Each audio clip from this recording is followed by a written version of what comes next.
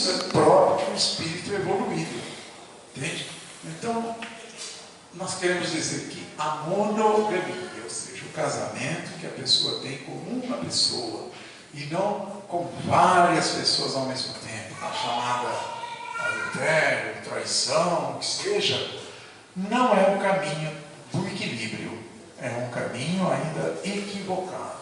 A sabedoria desse espírito há de ser, sem dúvida, a de determinada pessoa, determinado amor, determinada ligação que eu marquei lá do outro lado espiritual. Não é? Quantas pessoas que às vezes se casam, entende? E depois descobrem que aquele companheiro de jornada não era nada daquilo que ela pensou, e volta, e sai do casamento, e volta lá para o primeiro namorado, ou primeiro namorado, e passam a viver bem. Então, não vamos colocar agora a cruz, né, nessa vida e dizer, não, você é poligâmico, você é isso e aquilo. É um estado de evolução daquela pessoa que ainda não se identificou no objeto amor. Terminando já um pouquinho essas conversas, deixando vocês para fazerem outras perguntas. Assunto um pouquinho mais sério. Duas pessoas que mantêm uma relação sexual, além do seu envolvimento biológico, intercambiam energias extrafísicas, etéreas, energias astrais, energias mentais e espirituais. Há uma programação prévia de uniões estáveis antes do renascimento em nosso planeta. São fatores que conhecemos e devem ser ponderados. Vamos explicar isso melhor, não é? Às vezes a gente fala, eu tive uma aventura com fulana ou com fulano, foi só uma aventura. Não há aventura quando a gente programa que vou reencarnar, vou encontrar aquela pessoa, vou ter um relacionamento íntimo com ela. Essa coisa de dizer, não, foi passageiro. No espírito não existem emoções assim, desprogramadas. Toda ligação moral, espiritual, profunda, a gente vai responder um dia. Isto é da própria filosofia espírita, da renovação espiritual. Então, não há assim relacionamentos que a gente chama, foi ocasional. Nós sempre deixamos uma sequela, mais dia, menos dia, podemos nos encontrar com aquela pessoa e dizer assim, poxa, te machuquei, te feri, te ofendi, vamos conversar de novo, vamos recomeçar. Então, isso faz parte realmente da evolução do espírito. Essa é a história de só um envolvimento físico. Não, foi só físico. Não há só envolvimento físico. Há muito mais profundidade nisso. Há uma energia que assume ali no ato do amor, do amar, que transcende unicamente o plano físico. Somos responsáveis pelos nossos atos, dos mais simples até os mais profundos e complexos. Há toda uma química espiritual também nesse relacionamento, não só físico.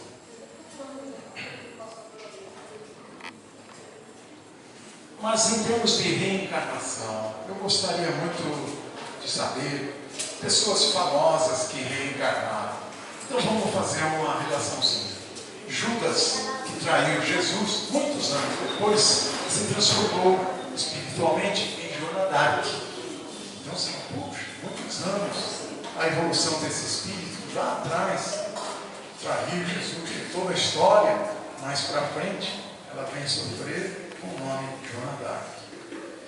Emmanuel, o espírito, que está lá no capítulo do Evangelho segundo o Espiritismo, acho que é o capítulo 11, tem uma mensagem de Emmanuel, um espírito com esse nome, que é o egoísmo. E aí ele fala então o que é o egoísmo. Emmanuel. Depois vai ser Públio Lentulus em Roma. Depois será bem mais tarde, aqui em São Paulo, o padre Manuel da Nóbrega, reencarnado. E aí, como fica isso? O que eu sou? Meu Deus, eu gostaria de saber se eu fui o Papa Pio XI. Eu gostaria de saber se eu fui tal pessoa. Não tem essa preocupação. É hoje. O que você é hoje? Consta que Emmanuel já está reencarnado. No mesmo época em que Chico Xavier deixou esse mundo, reencarnou, ele deu uma entrevista. Está na hora de eu ir embora. Vou partir desse país no dia que o país estiver mais alegre. Foi no ano 2000, em junho, que ele desencarnou e o Brasil conquistava lá a Copa do Mundo. Entende? E logo depois, numa cidade do interior de São Paulo, nasceu Emanuel, jovem hoje de 14 anos. Não se identifica ainda a cidade, não se identifica ainda o endereço dele, mas sabe-se que ele está encarnado no Brasil, no interior, numa cidade em São Paulo. Quem será ele? Será que ele já passou pela televisão e deu entrevistas? Não sei, não posso assegurar, mas já vi uma entrevista na televisão de um jovem com seus 12 anos, uns 2 anos atrás, falando de coisas realmente profundas. Será ele o Emmanuel? Pode até ser. São meras deduções nossas. Pessoas famosas também, espíritos que estão por aqui hoje e que já foram de outras vidas, em outras personalidades. Nós poderíamos lembrar que Allan Kardec foi John Hus, lá no tempo da Reforma, em que se dividia a igreja. Allan Kardec teve uma experiência como um bispo, na época, como um estudioso das religiões, John Hus, que dividiu lá a história e a reforma da Igreja Católica. Há muitas outras. Chico Xavier seria a reencarnação de Allan Kardec? Já se cogitou muito disso, mas já se provou no livro que não, mas sim um espírito muito evoluído e que também terá sua época de evolução e de reencarnação, se ele assim quiser vir, para dar mais exemplos para nós. Deixo agora esse assunto, acredito que vocês tenham mais 10 minutos, 9h10, 9 horas agora, para vocês conversarem e fazerem perguntas ainda sobre a história da reencarnação.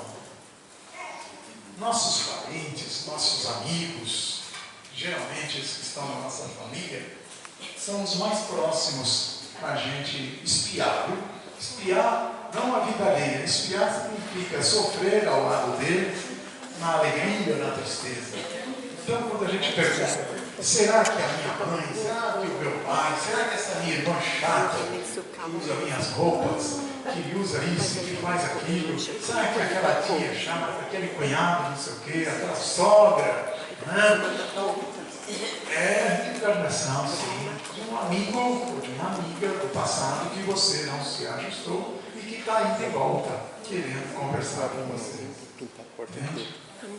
Então existe essa revista aqui também, muito conhecida, a Revista Internacional do Espiritismo, que é editada na cidade de Matrão, perto de Araraquara, que fala sobre família e parentela.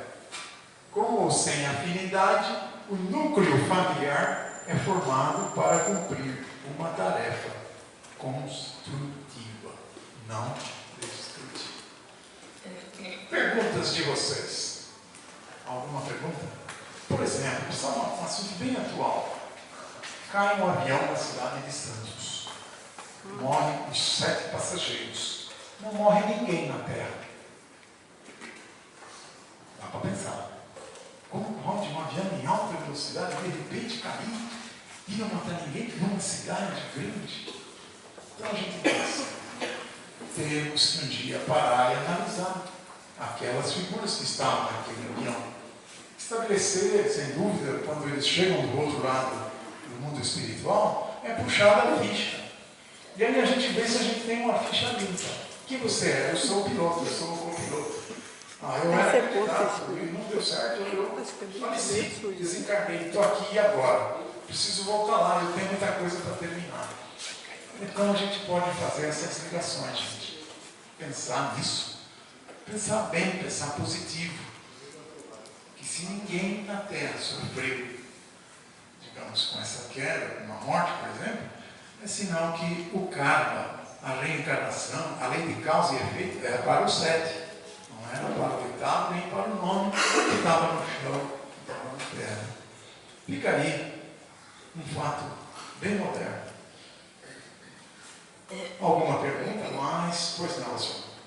Após a morte, para onde nós vamos? Isso mesmo. Após a morte, nós não vamos para um lugar determinado. Existem planos espirituais. Então, eu vou me identificar com um plano que eu já li e que eu conheço. E esse plano, segundo André Luiz, chama-se nosso lar.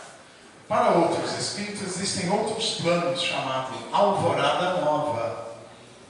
Para outros espíritos, existem regiões, o próprio André Luiz conta que existem regiões de espíritos atrapalhados, perturbados e que ficam no tal de umbral, reparando, fazendo toda a funilaria espiritual para ver se realmente tem condições de erguer-se. Então, para onde vamos? Eu diria, não vai nem para cima nem para baixo, vai para o plano do espírito. Somos espíritos, vamos para a fonte divina da vida. E ali reencontramos, na maioria das vezes, os nossos parentes, os nossos semelhantes.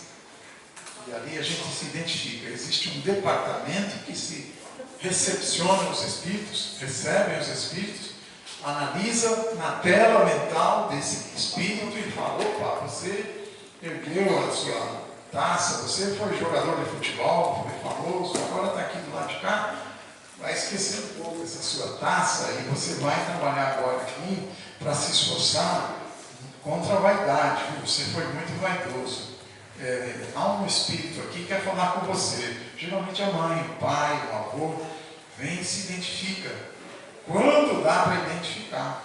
Porque nós carregamos essa nossa cara feia ou bonita do lado de lá. E às vezes os espíritos mais evoluídos nem reconhecem a gente, porque carregamos toda uma carga de fluidos negativos. Então, para o espiritismo, ficamos num estado de erraticidade e voltamos aqui, daqui 100 anos, daqui 80, daqui 40 anos, ou então, em alguns casos, um bate e volta.